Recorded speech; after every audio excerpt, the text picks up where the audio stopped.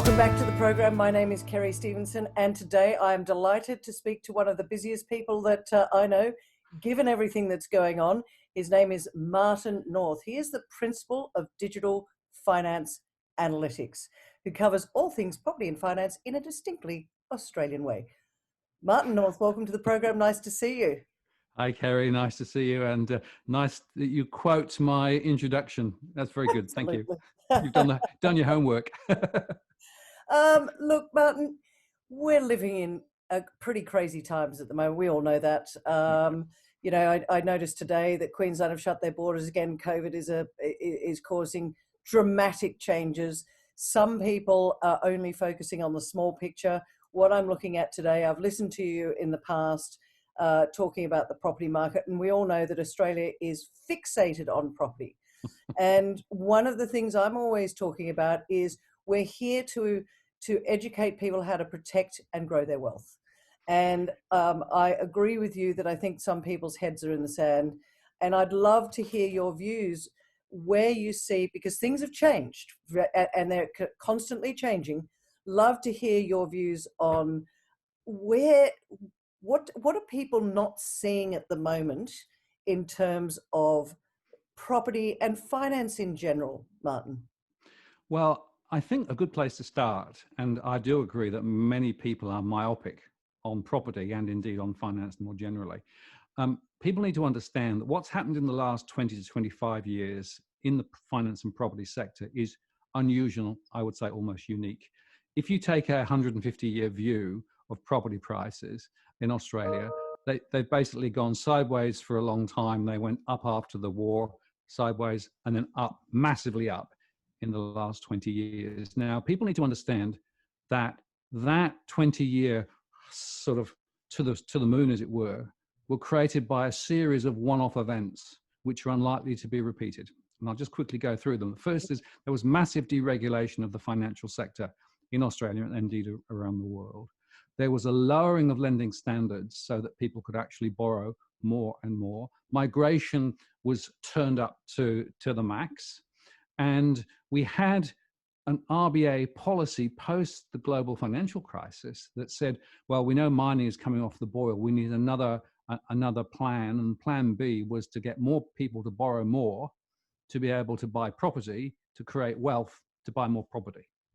And so that positive reinforcing feedback loop drove prices really, really high, particularly in the eastern states, to the point where we've got the highest debt now relative to income pretty much as anywhere around the world, number 2 or number 1, depending on how precisely you calculate it.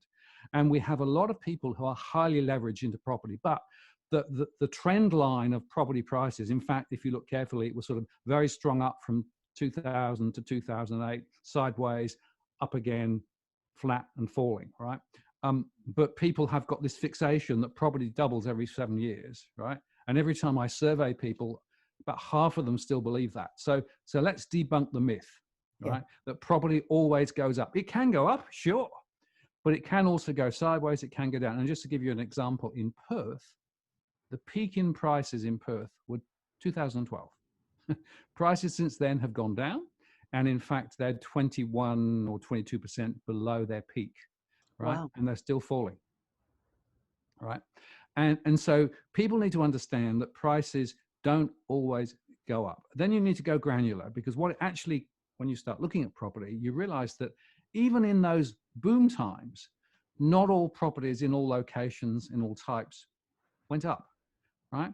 And we're seeing a massive divergence. So yeah, sure, there are some sectors where in fact property is still relatively strong, and it probably will stay so because there's a limited supply and a lot of demand. You know, houses close into the center of town, for example, generally hold their value better because there's just not enough of them and people want to live close in. But if you look at high-rise apartments, and you know, the masses of construction that have been going on recently, we've got so many apartments that we don't know what to do with them. We've got 1.2 million spare properties in Australia. A lot of those are apartments. And so apartment prices are going the other way. And particularly if they are not in prime locations, and particularly if there are thousands and thousands of thousands all the same, and the secondary market where people are trying to sell is competing with the construction of yet more new property, and so prices fall. So the point to make is that once you start looking at property in more detail and really getting granular, don't rely on those property indices. They're telling you nothing at all. They just are useless, right? You've got to go granular. You've got to actually look at individual locations, individual types of property, and then you start realizing the truth that property is a two-way bet, not a one-way bet. Oh. Property can go up, but property can and often does go down. And therefore, when you make your decisions about property, and particularly property investing, which I think is very, very risky at the moment, we can unpack that in a bit more in a bit later, right? Property investing in particular is highly risky at the moment because, as well as that mega trend that I've spoken about, we've now got some immediate issues with regards to COVID. COVID basically is a catalyst that's created a massive disruption in the economy. Unemployment, which was sitting at 5.2 or 5.3% before COVID hit, is likely to be at 10% by the end of the year, according to the Reserve Bank's latest data. And or possibly even more. Well, I was going to say that's a very conservative number because it doesn't include underemployment, and it's probably not fully reflecting everything that's going on at the moment with regards to what the virus is doing. That level of unemployment triggers mortgage defaults like you wouldn't believe. And we're already seeing the early signs of that. And what that means is that we're going to have a further disruption of demand supply in terms of property. Migration, of course, has been turned off because of COVID. So overseas demand has gone. Overseas buyers, anyway, we're exiting for all sorts of reasons, not least because China's ratcheted back the ability for Chinese people to buy externally. And so we've got this massive crunch coming. So as well as that mega trend that prices don't always go up, we've now got this new environment. And it's a really, I think, uncomfortable environment. And I'm not sure that people yet have got their heads around the full implications for investing generally and for property in particular. Martin, you just said there is a crunch coming. It seems to me there's a lot of government stimulus at the moment which almost masks what's going on.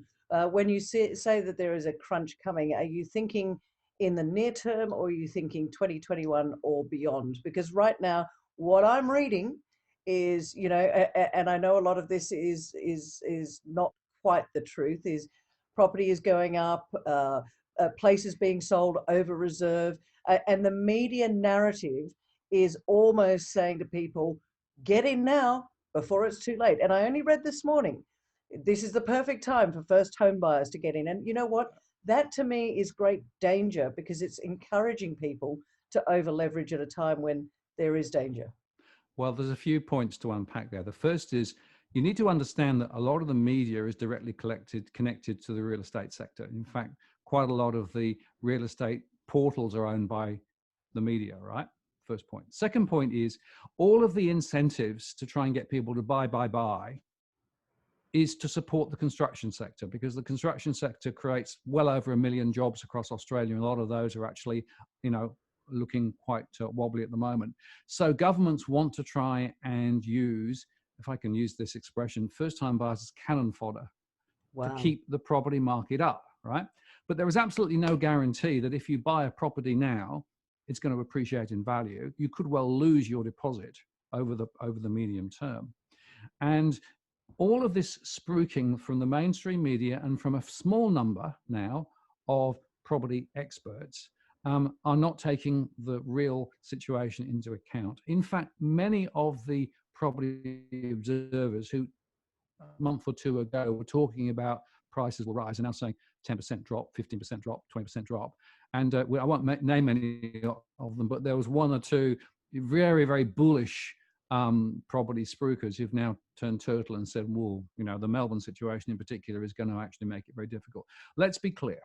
This is not a time to pile into property, right? Even if you're a first-time buyer, be really, really, really careful. Understand why the mainstream media is spinning the yarn, why the government is encouraging first-time buyers, you know, with the 95% grants and everything like that.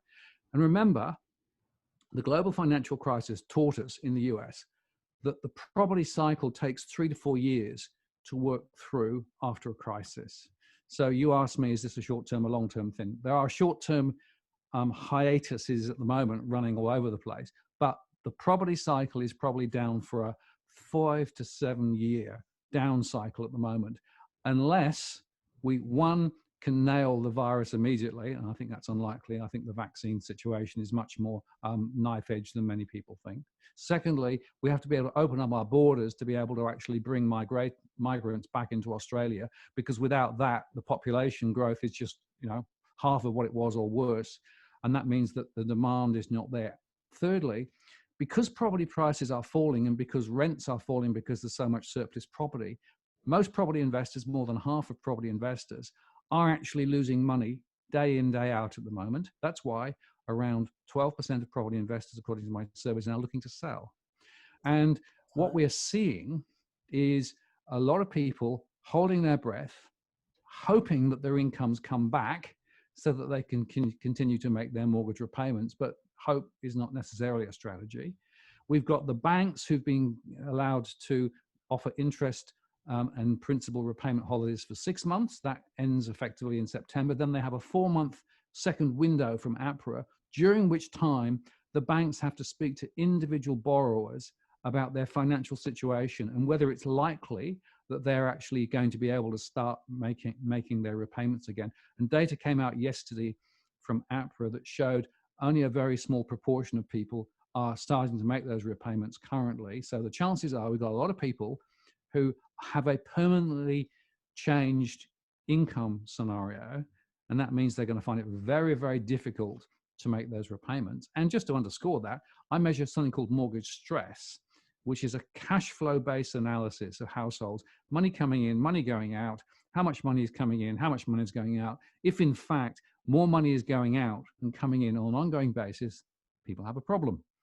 And that number at the end of July was 40.2% of all mortgaged households. That's as high as it's ever been. That's more than 1.5 million households in financial stress with regard to their mortgages at the moment. Now, some of those will cure, probably. But the point you made was that, of course, this is a temporary situation because the incentives that are out there at the moment are going to be disappearing over the next few months. JobKeeper, JobSeeker, all those things. And, I'm sure the government will have to do more to sort of support the economy. But the level of support we got in the last quarter was astronomical relative to what's ahead. So you've got to assume that the economy is going to grumble along for a long, long time. And more mortgage holders, both investors and owner-occupiers, are going to be struggling. So that's why I think this is not just an immediate short-term, V-shaped recovery and everything's fine. You've got to be thinking 3 to 5 years. And what I say to people is, look, if you want to buy a property for somewhere to live for the next 5 to 10 years, and you're happy to risk your capital in that process, and you're buying it because it's actually, shelter, a cave and protection for your family, then fine, go ahead. But if you're buying property on the expectation that it's going to double every 7 years like it did earlier on, some people think, as I explained earlier, or if you're buying it for investment purposes only, don't. Because the world just changed, and the world changed not just temporarily, but I think this is quite a significant disruptive change, which will take many years to come out at the end of. And I don't think we're ever going to see the same run-up as we saw. That was quite. I think the one thing that stood out to me when you were just speaking was 40.2% of all mortgage holders are in stress. Yep. And as you said just before that they're all having these sort of holidays from their mortgages at the moment. So likely scenario is come January, because we've got the September and then we've got the 4 months. So it's really 2021 is crunch time. Yeah, I think 2021, 2022. 2021 will be the critical thing. I wouldn't be surprised if APRA gives the banks more wriggle room. Right. And I wouldn't be surprised if we end up with a Reserve Bank buying distressed properties off the banks to keep the banks afloat. Because the trouble is we've now got another issue, and that is that 65% of lending from the banks is for property. Yeah. Now, if property prices go down, not only do you have individual pain in households, but you have massive structural issues with regard to financial stability. And both the Reserve Bank and APRA are very worried about financial stability. And they keep talking up the capital strength of the banks. But here's an interesting little observation. You know that the Reserve Bank has been providing very cheap funding to the banks to support them in recent times, 60 basis points below where it was, right? No. APRA has now said that the banks will be allowed to pay dividends, half of the income they've created, to their shareholders. So what's actually happening, if you stand back and think about it, is cheap money raised by the Reserve Bank, thrown across to the banks, who then can pay dividends. That's actually the true story of the way that the financial system is being propped up at the moment. And that's because both the government, the Reserve Bank, and APRA are concerned about the financial stability of the system here. And they keep saying everything's absolutely fine. But if you look below the covers, there are some warning signs there. They're running down their capital buffers. Their profitability is under pressure. They're competing very hard for new mortgages, particularly low risk mortgages, and particularly refinancing. Refinancing is 40% higher than it was previously. But you've got to stand back and just think about this whole thing more structurally and say, what does this tell us about our economy? Because look, we've been a house and holes economy in Australia. In other words, we've been digging up and selling overseas the resource sector, and we've been relying on this massive housing bubble, which has actually created artificial wealth so that people may feel a little bit more wealthy, but actually all it's done is it's basically just devalued the value of money, frankly. And the other point I'd make is that in this environment, when effectively a lot of that money that's being printed by central banks around the world has flowed into the financial system, what's happened is that corporates have bought back their own shares, so prices have gone up. A lot of that money's flowed then into the financial system. So effectively the money printing, if I can put that in inverted commas, has supported stocks, which is one reason why the stock markets are very high. It supported house prices, as we've explained.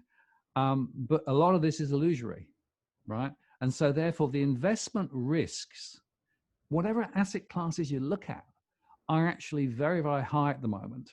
And my own perspective is that there is no such thing as a risk-free investment, be it property, be it shares, or be it other asset classes too, particularly now.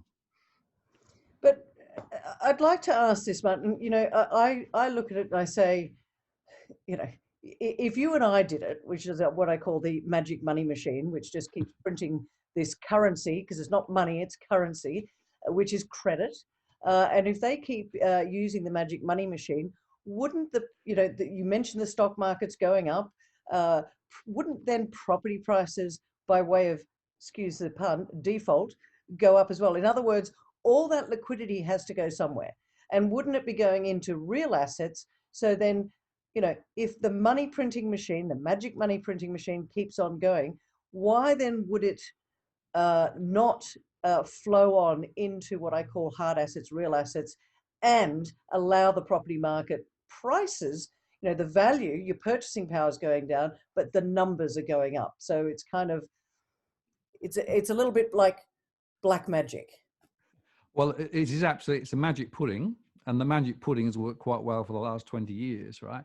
But as I said, it's all illusory. It's not real wealth, right? And people are now beginning to realize, if I take property as an example, if you look at recent property transactions, a lot of them are actually selling at lower levels than they did 2 or 3 years ago, right? And that's an emerging trend. So people are losing money if they bought relatively recently. And if you bought 20 years ago, sure, you're sitting on significant equity, but now a lot of people are saying, well, maybe I should get out of property and release that equity and then put it into something else, right?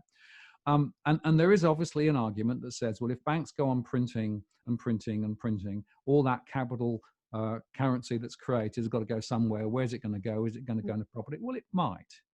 But then you've got to say, well, who's going to be buying the property, right? Because in the moment, all the trends are pointing property prices down, not up, right? All of the issues with regards to defaults, they're going up, not down. We've got an oversupply of property at the moment. We've got an undersupply of people who want to buy it. So if you stand back and think about it economically in a supply and demand perspective, then essentially that tells me that it's unlikely in the short term, and I mean short term over the next 2 to 3 years, we're going to see prices rising. In the longer term, probably, possibly. And interestingly, I also think that different asset types, so I'm looking at quite a lot of interest at the moment out there in land and more rural properties rather than in towns, and particularly the high-rise apartment markets. And I said earlier on, you've got to break it out, right? There will be areas where you can probably see longer term growth if you take a very long term view. but it's not going to be as straightforward. And I think that the question we should be standing back and asking ourselves is, how much more money printing will they be able to do before they damage the currency? Because Well, there is a consequence of this debasement of the currency that you mentioned, right? And that is that essentially the currency becomes less and less attractive potentially. And if international investors who basically have been buying into Australia for a long time start saying, well, I'm not sure whether this is actually what we want to do anymore, suddenly we could see a very significant impact on the currency. Now, there is an argument saying we need a lower currency because that would help with inflation, and it would also help potentially with managing the trade balance that we have. The currency at 70 something is very high relative to where I think it probably should be. So there are a lot of big open questions. All I'm saying, I think, to people is be really cautious and careful, and don't make big assumptions about the way that these economic factors are going to play out, because this is a new experiment. We've never had so much money printing around the world. The Fed in the US has printed 5.5 trillion over recent times. 85% of that's gone directly back into the financial markets. And a lot of that has just gone into corporates issuing bonds that they then buy back their shares to support the share price. That is a Ponzi scheme, right?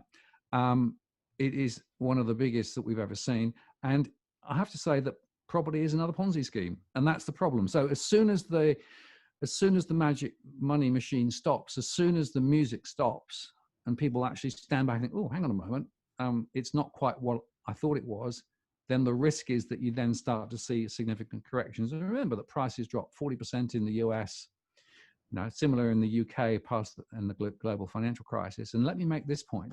If you take long-term trend averages relative to income and GDP, right, our house prices on average in Australia are 40% overvalued relative to those long-term trends. And the longer you actually are above long-term trend, the bigger the fall that you need to get back to long-term trend.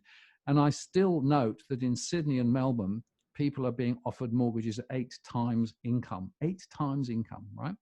That is massive relative to what I think a more normal 4 times or 3.5 to 4 times would be if you actually came back. So we're already in a situation where prices for property way over where it should be. The longer we leave it, the more it's going to come back and the harder the fall. And so I've got a view that says, while in theory, the magic money machine can go on supporting, in practice, I'm not convinced that property is going to actually display the sorts of trends that many people are suggesting. That's a very good overview, Martin. And it's a kind of an outlook where you go, listen, ladies and gentlemen, what we're talking about here is how to protect your wealth. Yep. Don't go out rushing out there thinking that all this magic money printing, you'll be fine.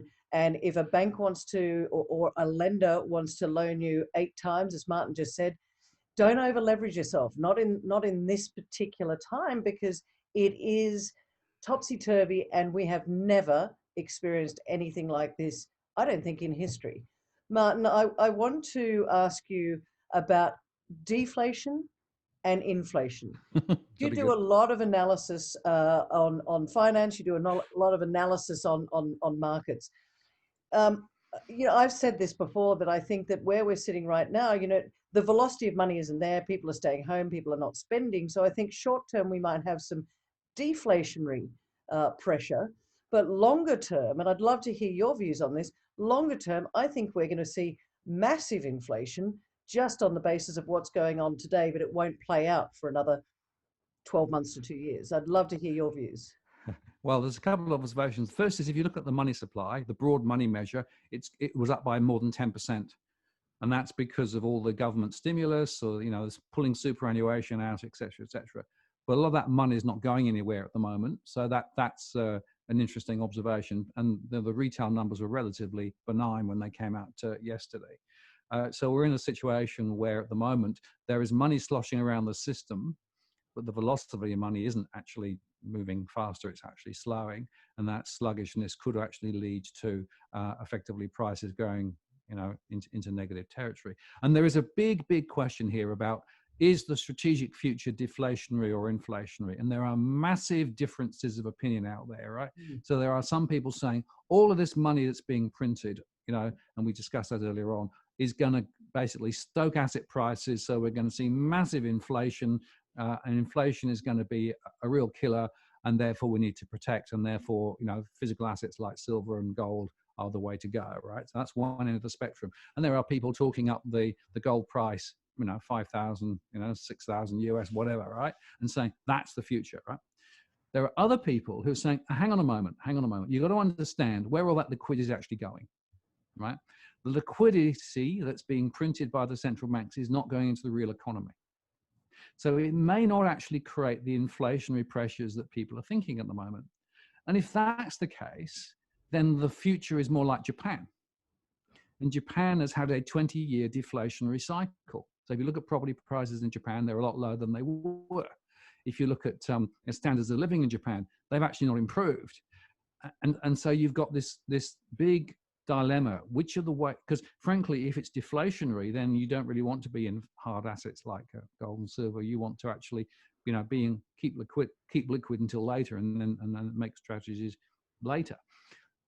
That's the dilemma we face. I cannot read which of these two futures is the most likely, but I don't believe that this inflationary view that is probably predominating is necessarily a very sophisticated view. And there's a reason for that, that if you think back to the 70s and the 80s, and I'm old enough to remember the old cycle. I've been through 4 crash cycles. Be careful, Martin, so have I. We won't tell anybody. But look, the point is that they were actually when inflation was running hot, and they had to try and pull it back.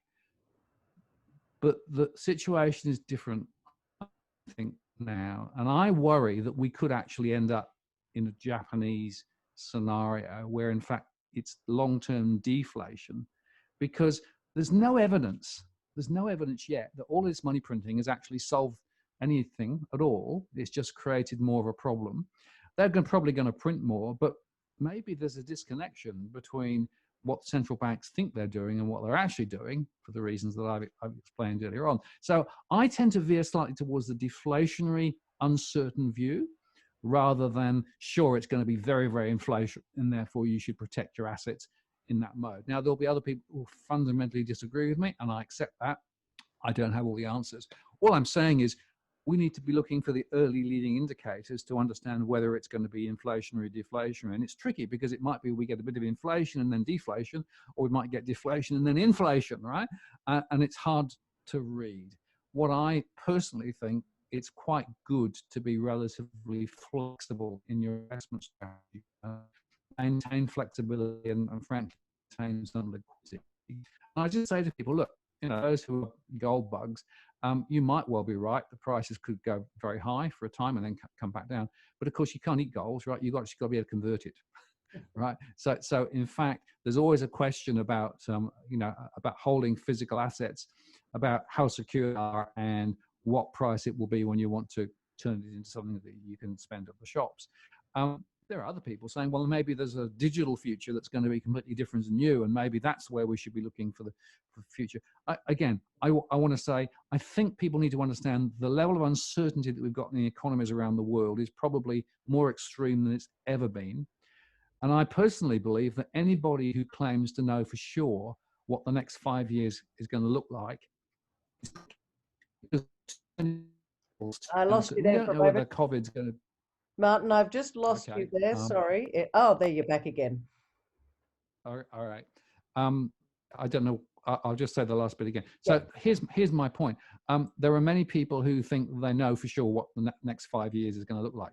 I personally think there are too many variables, too many uncertainties. We don't know whether COVID is going to be, still around in 5 years' time. We don't know whether, in fact, the central bank printing is going to be successful or not. We don't know whether the US-China situation is going to get worse or better. Almost wherever you look, you've got a whole bunch of different interconnected issues. And therefore, because of the fact there's so much uncertainty, my own belief is you need to be thinking through different scenarios. What would happen if this scenario? What would happen in that scenario, right? Inflation, deflation. And then you've got to make some trade-off decisions about which way you want to go and how much protection you want to build in. rather than sort of nailing your colors to the mast and say, I'm sure it's going to be inflationary and therefore I'm sure that gold and silver are the right ones. You might be right, but you could be wrong. And that's what I sometimes say to people is ask yourself the other question. What if I'm wrong? What would that mean? And frankly, my own strategy has been to maintain maximum flexibility and agility until such time as things get a little clearer, and hopefully they will in some months or some years' time. But we are in a very, very uncertain time at the moment. Yeah, it's a time, and in fact, what I say to a lot of people, I do a Facebook Live every day at 2:30, where I just have a little bit of commentary about what's going on. But what I always say is, be resourceful, get educated, stop watching Netflix. But the other thing I say, and you all know this, don't you? Hedge and diversify, hedge and diversify. Yeah. And as Martin just said, don't put all your eggs in one basket, because we're in unprecedented times. Even Martin has alluded to the fact that none of us actually know what's going to happen. We're all sitting here thinking, how do we even just protect our wealth, much less grow our wealth? And Martin, I'd like to just quickly go over, you mentioned the Aussie dollar, the currency, and how it was quite strong at just over 70 cents, which is where it's sitting at the moment. What are your views on the Aussie dollar, and do you think that it is going to go stronger, or do you think we're going to have a bit of a pullback? And what are the catalysts that are going to drive the Australian dollar? Well, I think you have got to understand the Aussie dollar more to do with what's happening to the US dollar, right? So it tends to be a little bit of a counterpart. We were sitting well below, 60 earlier on, and that would have, of course, helped inflation and potentially helped our terms of trade. At 70, it's quite extended. I think there's a chance that it will go higher because I think the US dollar is probably going to go weaker ahead. I mean, we've got the US election, of course, in the next 2 or 3 months, with a lot of uncertainty in the US. We don't know whether they will continue to provide stimulus to the economy there and, fiscal stimulus rather than the Fed. The Fed's pretty much said rates are going to stay very low for long, and we're not even thinking about talking about rates rising, which is quite a nice way to put it, right? So they're stuck in that very low rate environment. So we know that the interest rates will be low. A number of people I speak to say the way to understand this is to look at what bonds are doing, because bonds are looking as though they could be actually about to break out. And if that's true, then we could see a significant readjustment of Aussie versus US dollar, and in our favor in the short term. In other words, the rate will go higher. But as I say, there are consequences of a high exchange rate, and the Reserve Bank won't want it because it will make their job even harder. Postscript, should they even be trying to target an inflation rate of 2 to 3%? I mean, that for me is one of the big policy questions that nobody wants to answer.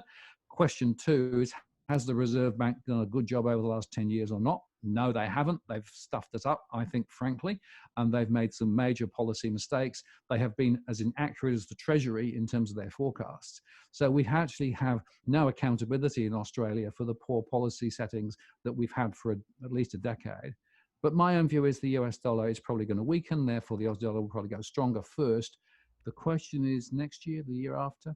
That goes back to what our economy is going to look like. We're not investing in new things. We're not investing in innovation here in Australia. We're not creating new businesses on the ground, which is what we should be doing.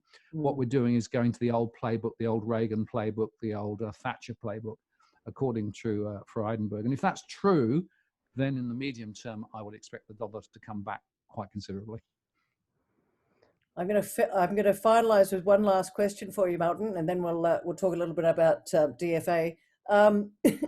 Your views on gold, because I know I'm fairly bullish on gold. Everybody knows I call myself a gold nerd because I look at it as a long-term protection of against currency debasement, which is happening right now with the magic money machine. Would you advise people to look at gold as an investment, or are you just not there? Well, there's 3 things. You've got to understand what drives the price of gold, right? So we know that there's a physical price of gold, and we also know that there are derivatives of all sorts and flavors and types that actually are also connected and driving gold to an extent. And if you look at the ratio, I mean, I was talking to somebody the other day who's a silver bug, and he's saying there are 500 times the ratio of derivatives to underlying silver, 500 times, right? Wow. So that tells you that there is massive speculation in the metals markets, and people are taking positions and then trading out those positions to make money or lose money, depending on exactly how the price goes. So people are betting on the price and on price movements, right? So people need to understand that gold and silver are not clean markets. They're not different from currency markets or interest rate markets or stock markets.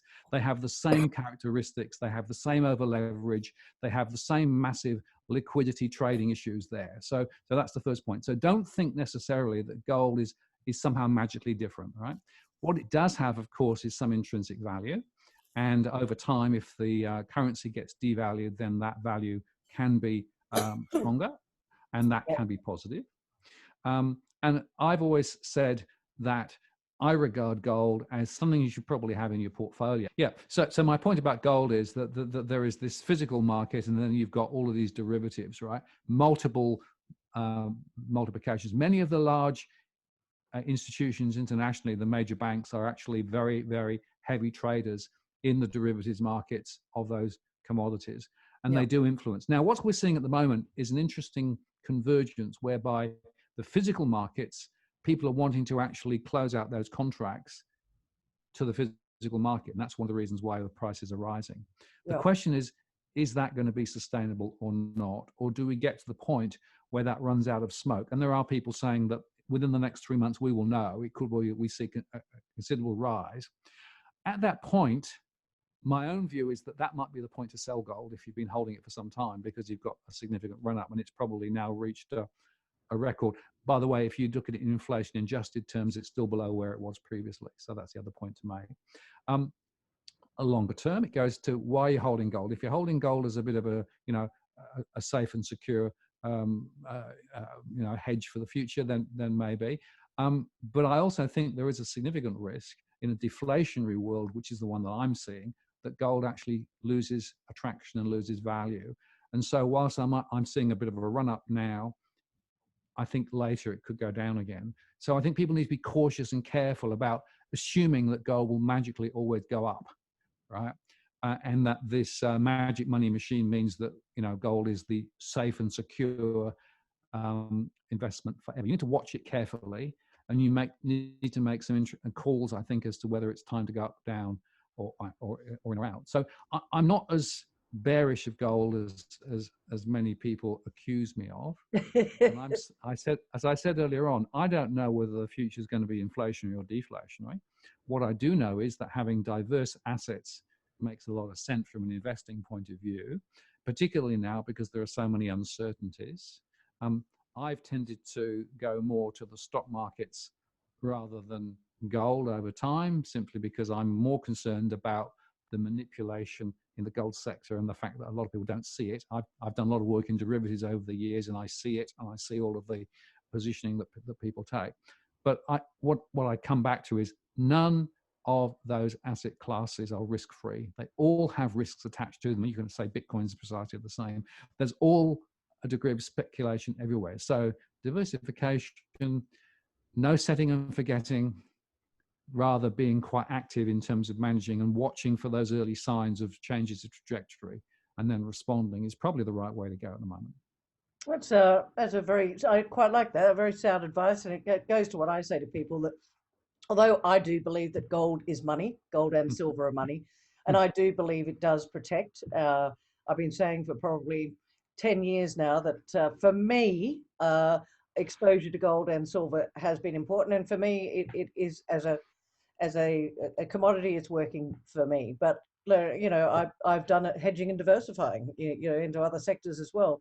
Martin, it's been an absolute pleasure talking to you today. But how can people find you and your analysis?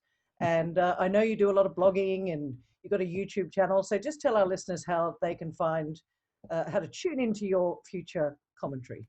Yeah, sure. Well, thanks for that. So there's a YouTube channel called Walk the World. And on that channel, I'm doing daily shows on finance and property and a bit of philosophy and all those things. I also have a blog at digitalfinanceanalytics.com. We survey households and businesses, and that information feeds all our modeling. And I'm also on Twitter at DFA Analyst. So very active in social media, very active in analysis. And look, I'm all about informing, educating, helping people to understand more about what's going on, not trying to give people a nice pat answer and say, do this or do that, but to enable and equip people to make very important decisions in an uncertain time. And therefore, sharing my thoughts and ideas and indeed my analysis is what I do. Well, and that's why it's been such a pleasure to have you on today, because like you, I'm trying to wake people up to not just be asleep at the wheel and then wake up and say, what the heck happened? So, Yeah. get educated, be resourceful. And as I always say to you, ladies and gentlemen, you've got to make sure that you stop watching Netflix and start listening to people like Martin North. Yeah. Any last comments? Well, I was just going to say precisely that. I'm worried about the fact that the majority of people in Australia don't care a fig about all this stuff, right? They're down at the beach or they're watching Netflix. And I remind people of what happened in the days of Rome, where basically they said, let them have bread and circuses and everything will be fine, right? No. It's time to take control of your own financial situation, make your own decisions, get informed, and listen to these sorts of shows and listen to my shows, because you can't rely on other people or the government getting you out of the hole that we're in. It's the decisions that you take now which will actually determine your financial future, not just for the next couple of years, but for the next couple of decades. Very sound advice, Martin, and I totally agree, ladies and gentlemen. As we both said now, stop watching Netflix and get educated, because right now you are being told that everything's okay. And as Martin North has just described to you, perhaps it's not, and it's perhaps time that you got educated. We'll see you next time. Thanks for watching.